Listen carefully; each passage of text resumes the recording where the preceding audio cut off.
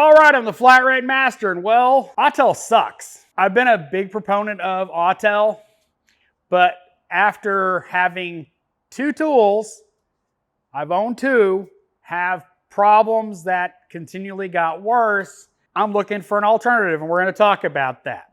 First, let's talk about my MS908 Pro. Now, this is not a cheap scan tool. It is, $4,000 when it was available. That's one of my problems. The battery, I just unplugged it and it's already at 87%. The battery in this tablet is not available. The manufacturer that manufactured it has discontinued it. My last Autel, well, the battery did the same thing. It went to a pack that it only worked when it was plugged in. My touchscreen only works in certain places. Up here, where you need it, of course it works on camera. But up here, it doesn't want to work. So this has led me to look at other scan tool companies. First off, let's just compare some stuff. The Bosch lasts forever. I've had this thing for a long time. It sits on the dock. I pull it off. I use it. It sits. No problems other than it doesn't auto shut off that I haven't bothered to look for to see if it can change it. But the battery doesn't go dead if I pull it off the dock. Had that for many years. My Snap-on is even older than the Bosch, and same thing. I can use a scope, I can run things, no problems. The tablet itself on the Bosch and the Snap-on work fine.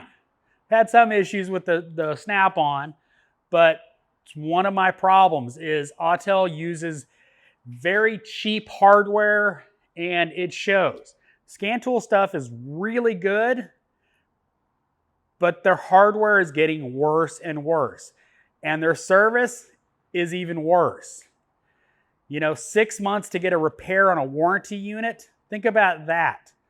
Think about, as a technician, you just spent several $1,000s and something goes wrong with your scan tool. It's under warranty and you don't have a scan tool for months.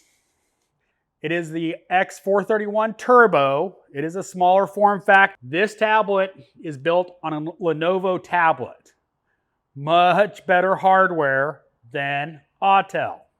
Autel used to be built on a Samsung tablet. Not anymore. I know it's not because I have two Samsungs. It's not a Samsung tablet. Now this, of course, is standard Bluetooth. Connection on this, out of all of my Bluetooth scan tools, this is the fastest of any of them, which is very surprising. In the past, they've been kind of clunky and slow. Billy just asked me the other day about it, and I said, yeah, no, it's really fast. Some cars, it's going to take longer because some cars. Now, I have not used Launch extensively in a few years. I've tried out the Matco tools. Now, I haven't used the Launch tools extensively in a few years. Now, getting used to the UI, it's a little different than what I'm used to, but nothing really difficult. It's just different than what I'm used to. It also has the mobilizer in it. But it also has a nice feature in the fact that one of the things I liked about the Matco 3.0, we're going to talk a little bit about that in a minute, is the Bluetooth battery tester. This links fast to the car and, well, test the battery really quick because, scan tool's right there. Click over to it, hit the button, and I will do a separate video on just this tool, giving a more in-depth look at it. So I'll show that in a future video, so get subscribed. But I like that functionality of it. No, it does not have a scope or the option of adding a scope. Obviously, I've got a software update. Citroen could care less.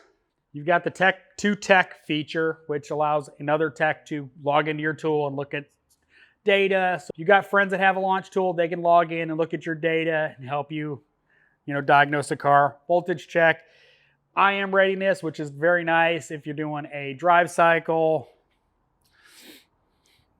Vehicle coverage, so you can figure out if it does what you need it to do. Now let's talk quickly about using the tool. I've been using it extensively since I received it.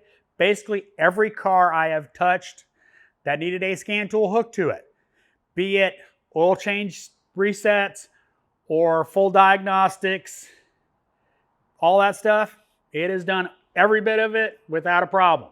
Now I haven't gotten extensively into anything major, misfire codes, stuff like that, vent valve faults, the amount of work I've done with it has pretty much handled every bit of it, but I'm limited on what kind of work has come in the shop. It's the fact of when you're testing a tool, you can only test what comes in the shop with a check engine light, otherwise you're faking it, and I'm not going to fake it.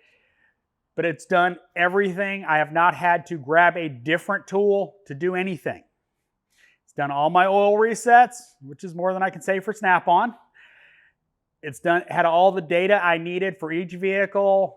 It had, misfire counters. I've got a Mazda right here with a misfire. It had properly identified the cylinder that had a misfire. The spark plug tube was full of oil. I don't know why it was misfiring. Customer states needed a carbon clean, because that's what YouTube said. No, you need to get rid of the oil in the spark plug tube. He's also doing the carbon clean because 250,000 miles on a Mazda, tube full of oil doesn't make coils happy. So he's doing the repairs. I have not had to switch tools, which is amazing for the kind of stuff I do. The reason I still have the Snap-on is the graphing. Snap-on graphing is, the best in the business.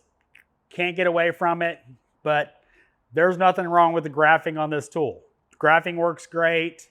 Refresh is fine. I don't have the specs for it. I know somebody out there will probably put it in the comments, the baud rate of this tool. It's usable for diagnostics. If you need to go faster in a scan tool, get a scope. That's why I own 2 of them. Technically, that's not a scope. It's a Lenovo tablet, so we know that the hardware is good. Let's talk about one of the reasons why I think Launch has gone to better quality hardware, because they dealt with the MAX 2.0 and its problems. They had a bunch of problems with that platform, and from what I understand, the 3.0, a Launch scan tool, doesn't have those same issues that 2.0 had, except for like one run. I think they had a bad batch of parts, which that's, during COVID was not uncommon. So I'm really happy with this tool. Obviously, get subscribed because I will be doing a follow-up video after I've had some more time with it. I will do a video on the battery tester as well, because I really like that because it's quick, easy. It's faster than the Autel. My Autel, I did a video on it, and well, works great. Just if you don't turn it off, the battery goes dead after a day. Autel. So you have to charge it. It will not charge from the cook into a battery, which doesn't make sense, but it doesn't. So get subscribed if you want to see a follow-up video after I've used this tool more extensively, because that's when I will be able to give you a real day-to-day, everything I've touched kind of synopsis on it, rather than, well, I've probably diagnosed 40 cars with it at this point, maybe. Like I said, you only touch the cars you touch. I will do a follow-up video after I've used the tool for some longer time. Since I've gotten the tool, I literally have not touched anything else. I've only used that tool, which is surprising because, the Bosch leaves me hanging. The Bosch. Snap-on leaves me hanging. Even the Autel's left me hanging at times. So, I don't know if it'll continue, but it hasn't left me hanging so far. So as always, thanks for watching. I am the Fly Rate Master.